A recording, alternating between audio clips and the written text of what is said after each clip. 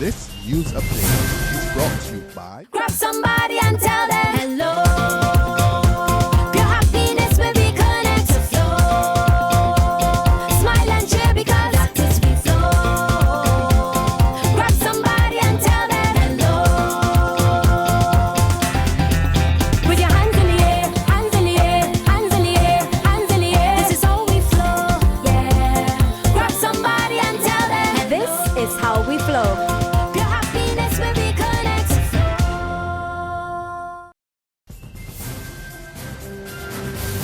This is the Barbados Today morning news update for Thursday, October 29. Thank you for joining us. I am Marie-Claire Williams. Our top story, residents of Woodbourne, St. Philip and surrounding districts were forced to evacuate last night following reports of a gas leak at the Barbados National Oil Company Limited. Residents told Barbados Today they were experiencing burning eyes, while some complained they could not breathe. Police and fire officers, as well as officials from the gas company and health and safety officers, were on the scene late last night.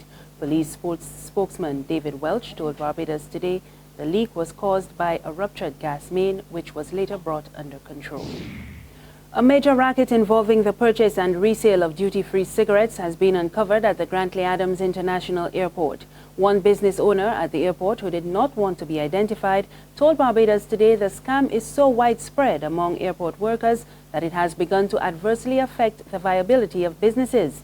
The operator said several airport staff at various levels buy duty-free cigarettes at the knockoff price of $60 per carton and then sell them to local shopkeepers and restaurant owners at double the duty-free price. The individual said it was a thriving business run by a close-knit group, and both government employees and airport staff are involved in the abuse of the system. That includes sweepers, cleaners, and security personnel. The source said the illicit trade placed a strain on the outlet's inventories after making major sales to employees who do not qualify for the duty-free concessions. When contacted, the chief operating officer of the airport, Joseph Johnson, told Barbados Today the allegations would be investigated as a matter of urgency. And staying at the airport, disgruntled air traffic controllers appear to have escalated their sickout action amid reports of delayed flights. British Airways and Virgin Atlantic flights were behind schedule last evening. One passenger on board British Airways flight 2154 to the United Kingdom told Barbados Today that after they boarded the plane, the pilot announced the flight would be delayed because an air traffic controller reported sick. The flight was scheduled to leave at 6 p.m. but only departed just before 8 p.m. When Barbados Today contacted communications officer at the Grantley Adams International Airport, Keith Goddard, he declined to comment, saying he was in no position to speak on the matter at the moment. Last Friday, an estimated 30 air traffic controllers started action over unresolved environmental problems in the building housing the control tower. The bidding war for full control of Banks Holdings Limited has escalated. Trinidad and Tobago-based conglomerate Ansa Macal yesterday raised its original offer of $5.20 per share to $6. The offer came 5 days after its rival, SLU Beverages Limited, upped its bid to $5.60. Ansa Macal owns Caribbean beer brands Carib and Stag, and in a notice to shareholders last evening, Ansa Macal explained that the improved offer represents a 7.1% premium to the price offered in the competing offer made to shareholders on October 26.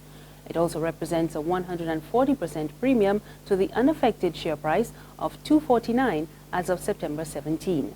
The offer expires on December 4th. And one of the criticisms of the planned takeover of BHL is that the local conglomerate will be owned by foreign investors. But President of the Barbados Chamber of Commerce and Industry, Tracy Shuffler, says that's the reality of today's business environment. She says the country must now increase its competitiveness and become even more attractive to investors. As Barbadians, we have to decide whether we have the courage and the determination to accept that investment is about actively seeking the opportunities wherever they are and seizing them. We also have to do all we can in both the private sector and government to ensure that Barbados is attractive for investment. That will allow for greater regional and foreign direct investment, which leads to job creation, economic churn, and eventually the creation of wealth for citizens. Dr. Worrell will shortly speak on the subject of Barbados' competitiveness, and I maintain adopted a singular focus on a small working group in this country to ensure that the indicators steadily improve. There is no time for us to stand still or fall back in competitiveness rankings while losing potential opportunities for growth. Economist Ryan Strawn has secured the candidacy for the Barbados Labour Party's Christchurch East Central constituency. Strawn promised to join with the party's economic advisor, Clyde Maskell, in fixing the local economy.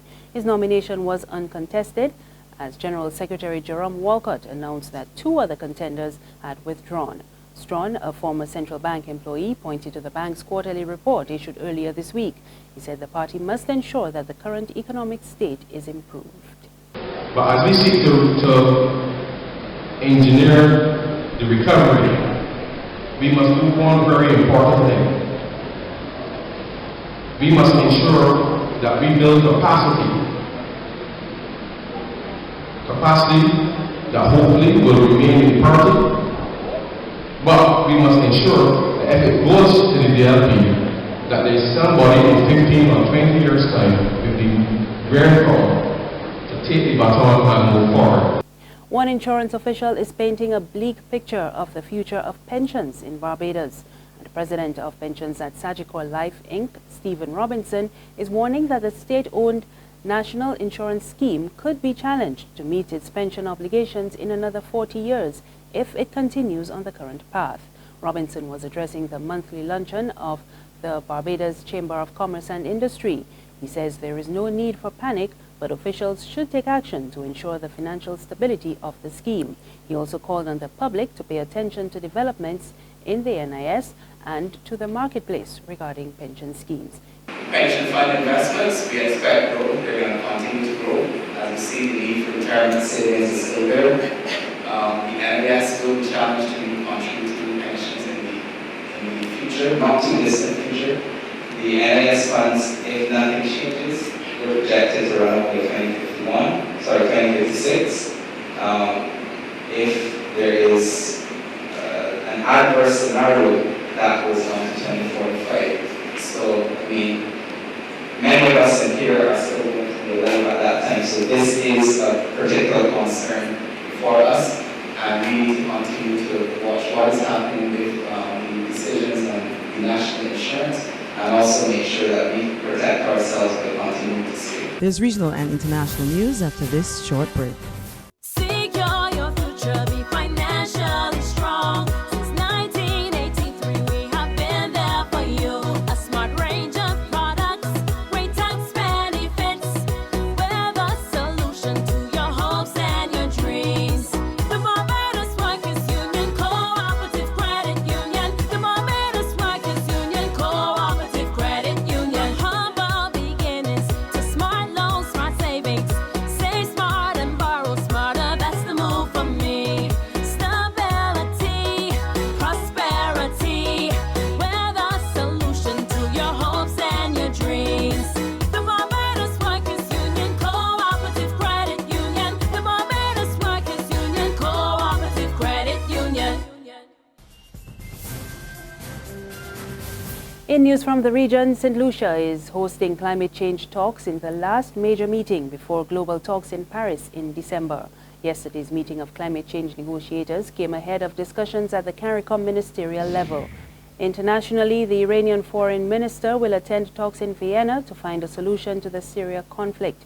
This will be the first time that Iran, an ally of President Bashar al-Assad, has attended such high-level meetings.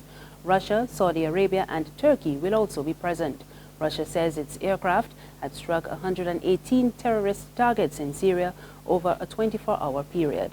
The main round of talks in Syria is scheduled for Friday, but diplomats say some meetings could be held this evening. And finally, aid workers are warning that some people left homeless by this week's earthquake in Afghanistan and Pakistan could die from exposure.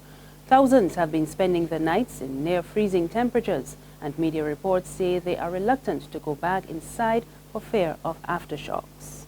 When we spoke to the Minister of Natural Disaster and Crisis Management, he says we're getting there, we're trying to reach these areas. We have brought blankets and tents to some communities in the Badakhshan province. And of course, Badakhshan is where the epicenter of that earthquake is. But he did admit that accessibility is still the #1 challenge for rescue workers and for aid agencies to get to the people that are stuck behind these landslides, behind these big rocks and mountainous areas, and who are completely exposed to the harsh cold of these northern areas. And it seems that with the pace of things going, they'll have to spend another night in the cold, which means that the death toll, the fatalities are going to rise. Unfortunately, children especially are pretty vulnerable. And of course, then there are the security issues. The Taliban militants are said to be in some districts in these provinces. And even though they gave assurances that they won't hinder help,